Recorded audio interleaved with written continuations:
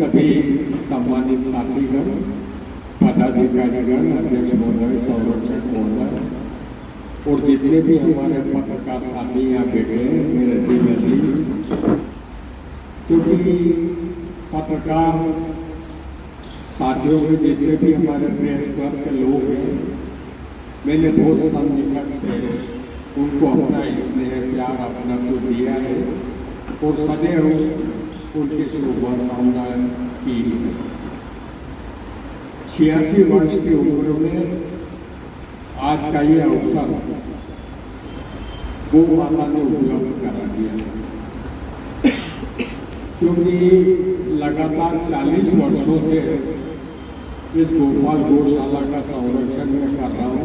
हमारे हिम्मत बासा, हिम्मत लाल जी ओझा, बालाराम जी सेठ, लक्ष्मी नारायण जी सेठ, बसंती लाल जी काठेड़, मेरे ताऊ जी जगदीश प्रसाद जी, इन लोगों ने जिस विश्वास के साथ मुझे इस गोपाल गौशाला को सौंपा था, मैंने उसी हिसाब से इसको करा था। और आज मैं आपसे कहता हूँ कि तमाम गौ माफियाओं की निगाह इस पर थी और आज भी है। अगर मैं इसकी देख रेख नहीं करता तो आज गौशाला की 1 इंच भी जमीन नहीं मिलती। आप सब ताज्जुब करेंगे, 40 बीघा जमीन इस गोपाल गौशाला की है। कैंपस में अपन बैठे, यहाँ पर 40 बीघा जमीन है। 65 बीघा का, 60 बीघा का भीड़ बागेश्वर में है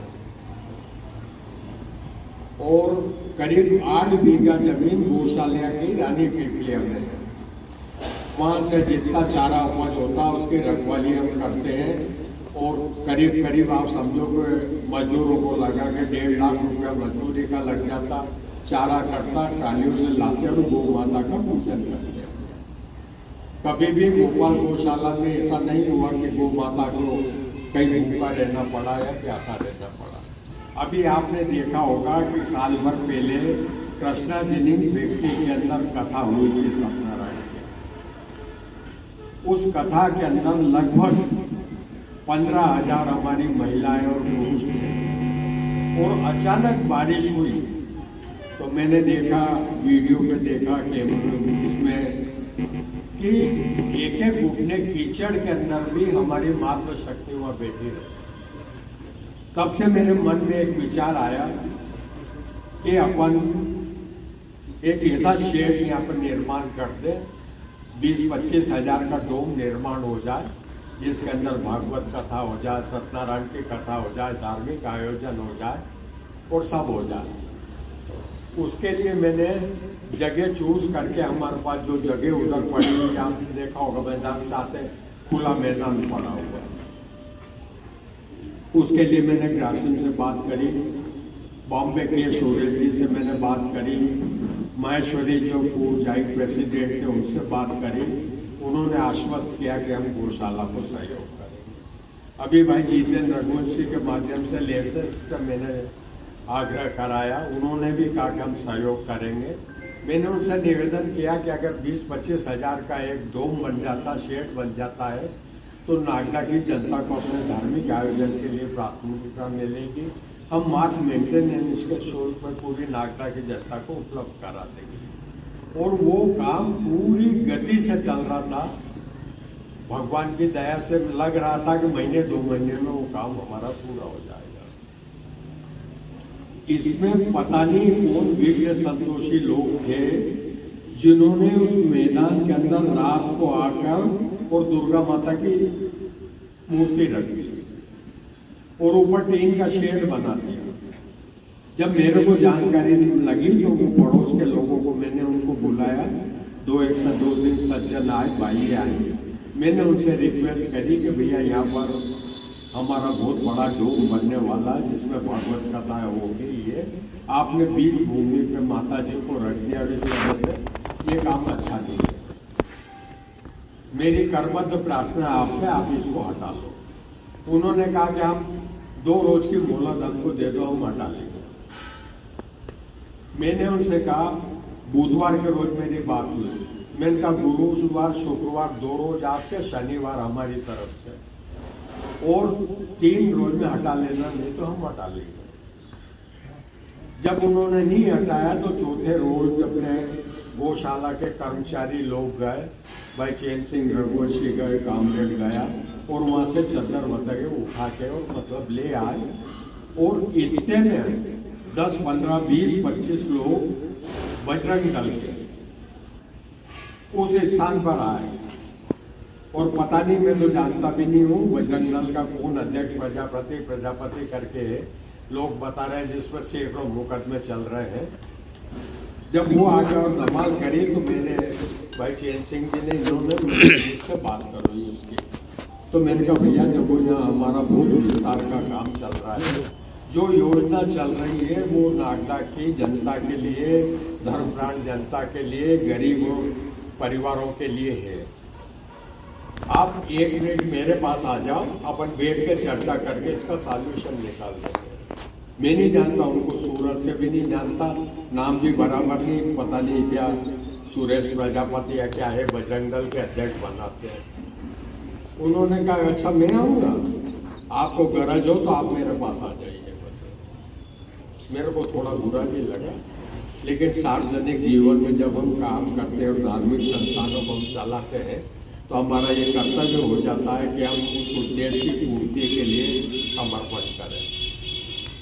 सारे लोगों को उन्होंने माना भी नहीं, तमाम पुलिस रही, भाई गोपाल मावर उस जगह स्थान पर उपस्थित थे और तमाम उन्होंने चद्दर हमारे हट चुके थे।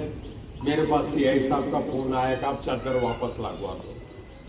मैंने टीआई साहब से कहा कि टीआई साहब एक बात मेरी सुन लीजिए, सुप्रीम कोर्ट की गाइडलाइन है कि इस तरीके की व्यवस्था को कानून का पालन करते हुए राजस्व विभाग, पुलिस विभाग तत्काल कार्रवाई करके उसको हटाएगा, और हमने चद्दर हटाए और आप कह रहे हो लगा दो।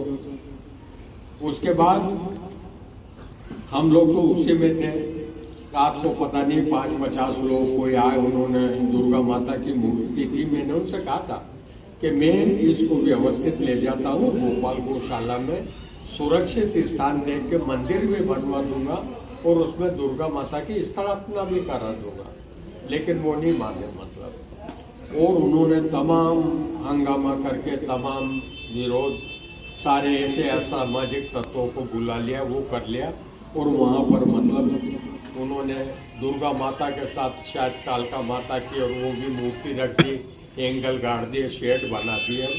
20 फुट बाय 30 फुट में उनका कब्जा है। अगर वो 20 फुट बाय 30 फुट का कब्जा गोपाल गौशाला के किसी क्षेत्र के एक भाग में कहीं होता तो उतनी तकलीफ नहीं होती, लेकिन वो 20 उस जगह पे है जिसके कारण न तो वो कथा का डोम बन सकता है न विस्तार हो सकता, क्योंकि वहाँ डोम के अलावा हम एक भक्ति निवास बनाने वाले थे जिसके अंदर एक हाल हो जाए, 20 कमरे धर्मशाला के रूप में हो जाए, भक्त लोग आ जाए, हमारे जैन साथी लोग आ जाए, उनके ठहरने की व्यवस्था हो जाए, इस तरह से बहुत विस्तार करता, लेकिन वो नहीं हुआ और जो भी बजरंग दल के लोग थे उन लोगों ने कर दिया। अब सवाल आज एक पैदा होता है कि रक्षक और भक्षक, जहां तक हमको मालूम है, मेरे राजनीतिक जीवन में मालूम है, प्रिंट इलेक्ट्रॉनिक मीडिया के माध्यम से मालूम है, बजरंग दल ने सदैव पूरे मध्य प्रदेश के अंदर गौ माता की सुरक्षा के लिए कार्य किए हैं। कहीं भी गौ माता जाती थी तो बजरंग दल के लोग पहुंच जाते तो उनको सुरक्षा कर लेते थे। और आज जो बजरंग दल की नीति और सिद्धांत है उन्हीं का हनन करके उन्होंने गौ माता के आश्रम को करके और गौशाला के विस्तार पर प्रतिबंध लगा दिया। मैंने तमाम रेवेन्यू कमिश्नर, माननीय एसपी जी, कलेक्टर जी, माननीय मुख्य सचिव, सबको आवेदन किया कि हम कोई धार्मिक विरोध नागदा के अंदर पैदा हो, धार्मिक आस्था पे चोट पहुंचे, ऐसा काम हम नहीं करना चाहते। क्योंकि कहीं भी अगर 2 धर्म 3 धर्म के लोग इकट्ठे हुए, विचारधारा के लोग इकट्ठे हुए, हमारे नगर की शांति भंग हो गई।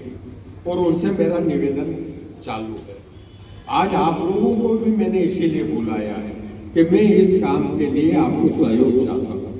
अगर आपको ये लगे कि गोपाल गौशाला में 20-25 हजार स्क्वायर का डोम बनना जरूरी है, भक्ति निवास बनना जरूरी है, धर्मशाला के हाल बनना जरूरी है और उस कैंपस में मांगलिक कार्यक्रम भी मात्र व्यवस्था शुल्क पे 200-400 रुपए में हो जाए। आज स्थिति ये हो गई कि किसी गरीब परिवार में मांगलिक कार्यक्रम होता तो 1 लाख, 1.5 लाख, 2 लाख मैरिज गार्डन मिला है। हम यहाँ 5-4 हजार में उनको दिलाने की व्यवस्था कर रहे थे, उस सारे पे अवरोध हो गया। मैं तमाम पत्रकार साथियों से करबद्ध प्रार्थना करता हूँ और निवेदन करता हूँ कि इस मैटर को उठा के कृपया मुझे सहयोग करें, मुझे समर्थन दें और प्रयास करें कि बिना किसी धार्मिक विवाद के जो उन्होंने माता जी का मंदिर और बनाया वो वहाँ से हट जाए। अगर शासन प्रशासन चाहेगा, बजरंग दल के लोग चाहेंगे तो कहीं भी गौशाला की बहुत सारी जगह है। हमने जैसे ये मंदिर भाई काठियार के सहयोग से बना, ऐसा वो मंदिर बना के दुर्गा माता, कालका माता का कर सकते हैं। लेकिन जो कुछ मुझे मालूम पड़ा उसमें उनका केवल उद्देश्य ये है कि हम दुर्गा माता के नाम पे, कालका माता के नाम पे गोपाल गौशाला की ये जो हजारों फीट जो जमीन पड़ी हुई है, मेरा जहाँ तक ख्याल है करीब 5-6 बीघा 7 बीघा जमीन है। गोपाल गौशाला की 40 बीघा जमीन है। 40 बीघा में 25 बीघा में हमारी गौशाला संचालित होती है और बाकी की 25 बीघा के बाद जो 15 बीघा जमीन है वो गौशाला के योजनाओं के विस्तार के लिए अभी पड़ी हुई है। वो सारे काम, सारा प्लानिंग मेरा धरा रह गया। अब चूंकि 86 साल की उम्र हो गई, अब मेरे में इतनी भी शक्ति नहीं है कि दौड़ के कहीं चला जाऊं मैं, मतलब। तो मैं सारे पत्रकार बंधुओं से, प्रेस क्लब के सम्मानित साथियों से, पदाधिकारियों से और यहाँ सामाजिक संस्थाओं के जो लोग हैं, जो राजनीतिक विचारधारा के लोग हैं, जो धार्मिक विचारधारा के लोग हैं, उनसे करबद्ध प्रार्थना कर रहा हूँ कि गोपाल गौशाला की जो भावी योजना है उनको मूर्त रूप मिल सके, उस हिसाब से आप लोग सहयोग करें और मूर्त रूप